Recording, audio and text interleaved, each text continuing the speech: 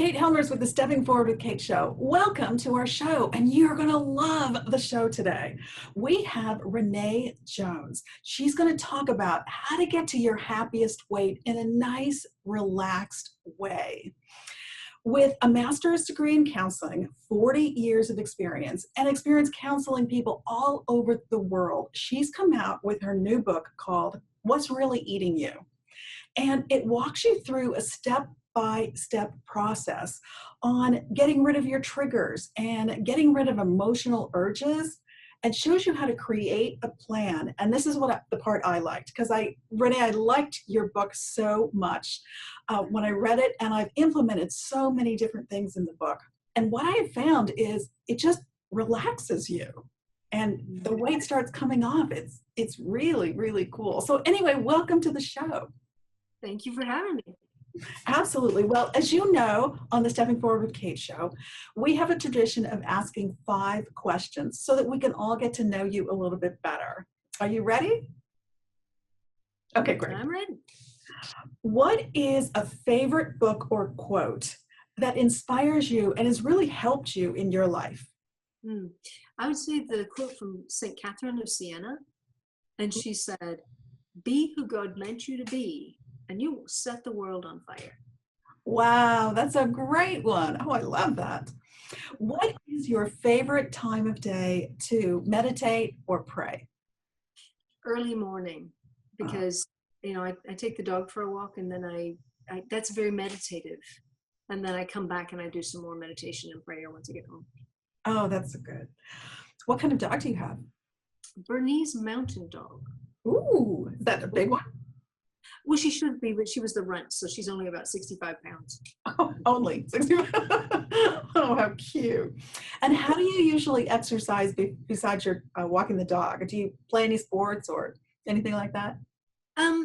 Walking the dog is the primary thing. We walk 3.5 to 5 miles, depending on if it's really hot. She's got a lot of fur, so we have to cut that back. But I love playing golf. I'm terrible at it, but I don't care. I just love it. Golf is a lot of fun. It's surprising. It's very surprising how much fun it is, although frustrating also. It can be fantastic. And if you could have dinner with any non-religious person in history, who would it be? I think Jane Austen. Oh. It would be a fantastic conversation about human nature, and it would be very witty. Oh, that's a great one. What is something on your bucket list that would surprise us all? I'd like to visit all 50 states. Oh, that's a great one. Yeah. How many have you visited so far? Oh, maybe about half. Oh, so you have a lot of adventures to go through. My husband said you can't count them if you only landed at the airport. Oh, yeah, that's true. Yeah, it's true. It doesn't count. You have to at least step outside the airport, kind of see the city.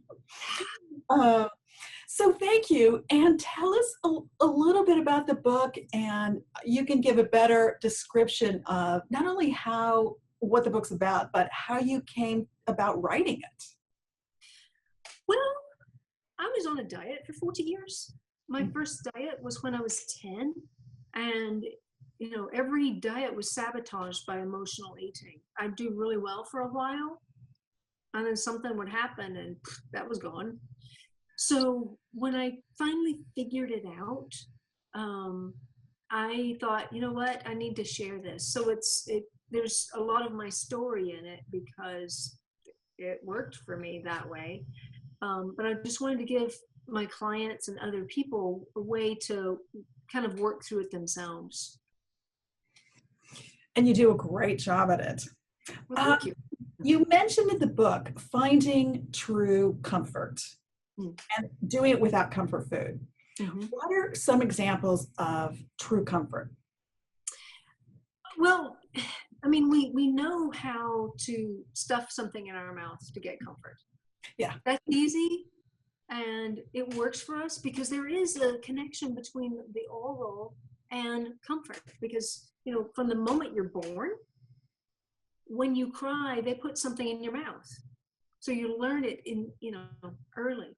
So we use that because it's easy and it's available, but it's not the only thing that brings us comfort. I mean, a hug can do lots of good, or maybe you need a walk, or to play with the dog, or to call a friend. Some way that truly comforts you, makes you feel a little better, that isn't food. It could be anything that works for you. That's a great one. And how did you come up with the title Pack Your Own Bag? Actually, as your .com. Yes, yeah, that's my company name. Because I think a lot of our baggage gets packed for us as we go through life. We collect stuff as we go along, and then we just drag it with us forever. So what I do in my practice is I help people unpack all the stuff that they don't need, and then pack what they do need for the journey they want to be on, rather than one that they were told to go on or they just stumbled into. And I have to tell our little secret. When I read the book and I was talking to Renee and asking her to be on the show, I live in LA, as you all know, and around Beverly Hills and Hollywood, everybody packs their own bag, but packs their own bag. As a matter of fact, after reading Renee's book, I got a little bag to bring to the office so that I could pack my own bag. And we were laughing about the fact that you can take it both ways. You can take it, pack your own bag, so you make sure you have the right kind of food. In where we live, all the chefs put so much salt in the food. It's crazy. But also packing your own bag emotionally. I loved that. So I got a twofer out of that, actually. Yay!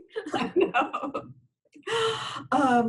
And on your website, you have a great blog that talks about a Harvard study. Could you go into that a little bit? Because that was fascinating. Sure. There's Harvard did this study, and they called it diet fitness. And what they did was they put two groups on a diet, one on low fat and one on a low carb diet.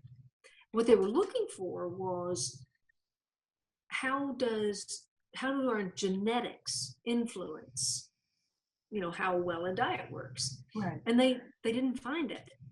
But what they did find was that the people who went through all the emotional helps, the classes, the counseling, all of that made the difference for them. So it was neither low fat nor low carb.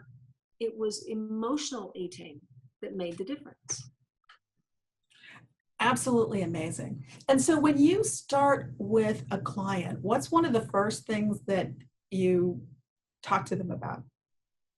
A lot of times I talk about their self-esteem, because we just, in this country, particularly for women, there's an epidemic of low self-esteem. And if they are trying to diet but they don't feel good about themselves, then eventually they kind of sink into that, well, I just need a donut to make me feel better. Right?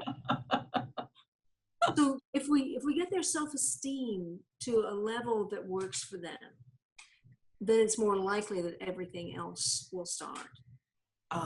Go right through there. Yeah. And what's a way, besides self-esteem, what's a way to start to stop triggers? Like, how do you stop triggers? Yeah, you have to identify them. What is it that pushes you into this? What makes you crash land in front of the refrigerator or in the pantry? What is going on for you? You kind of have to step back and go, okay, I'm feeling what? And what can I do about it other than attack the refrigerator? Right. So once you kind of identify that, then you can change your behavior in response to it. But you do have to know, hey, I just had a fight, or I just got cut off in traffic, or my kid just threw up all over the floor, or whatever it happens to be for you. Or maybe I just don't feel valued today. I don't feel heard. But if you identify your trigger, then you can begin to unwind some of the responses to it and create a new one. And one of the things you mentioned is figuring out what to do when you have that trigger, Yes. Which great piece of advice. Um, and I know you have coaching sessions all over the world. Um, does somebody have to be in the office, or how does the accountability work when you're working with someone? Well, what I do is I work by Skype or FaceTime Mhm. because, as long as we can get the timing right, because the client I had in New Zealand was a little hard. I couldn't just do that in my head, right? So as long as they've got an internet connection and can do Skype or FaceTime, then we can talk, and it can be incredibly effective. People don't think it is, but it certainly can be.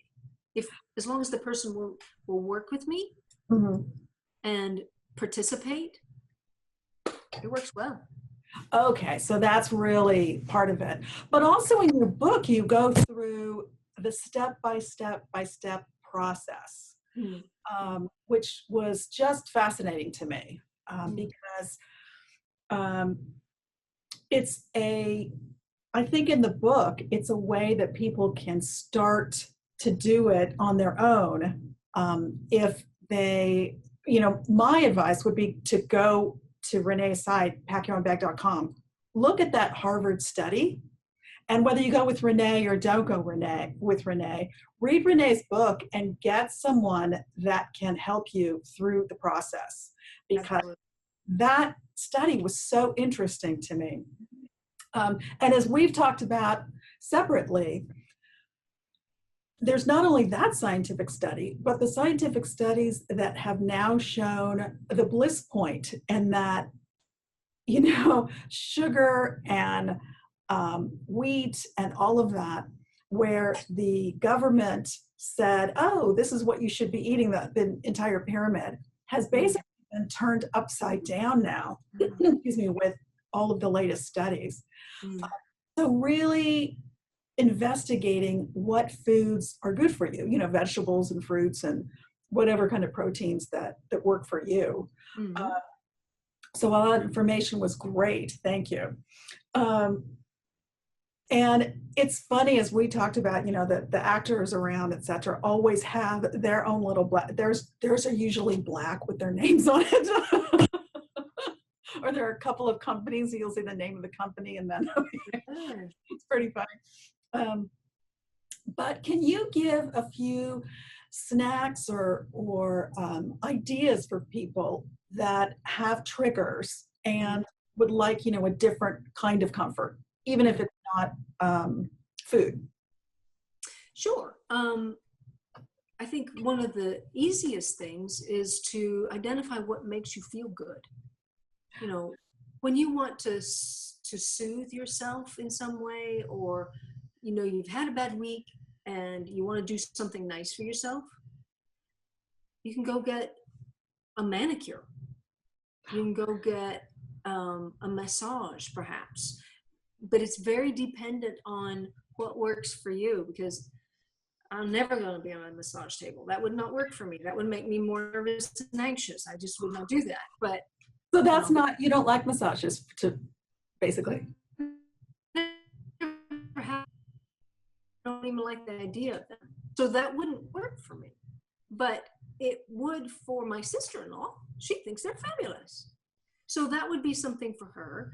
Or it could be just, call a friend, have a chat, talk out what's going on for you. Because I think so much of the time we get so much in our head, and we're just loop of how we've always done it or how we think, and we kind of need someone to say, hang on, do you really think that, or is that just going around in your head and doing that's not good here? Yeah. Because the thing is, we end up we make a mistake and we beat ourselves up for that. And what do we need when we have beaten ourselves up? Mac and cheese. A little bit of comfort. Yeah, we need comfort. Right. So we go to the food we've always gone to, and that leaves us in the same place we were. It's a vicious cycle, and we got to break it somehow. I got to tell you, what's so interesting is, ever since I've read your book, my husband, because I was telling my husband about it, and when things have gone with me, I have a lot of patience. except when it comes to technology that's not working. I get along really well with technology, but when it starts doing things that aren't logical, that's when I go crazy. And it's funny because ever since I told him about your book, he's been giving me more hugs. He'll come up and he'll say, honey, I think you need a hug. And I thought, Oh, it's so cute.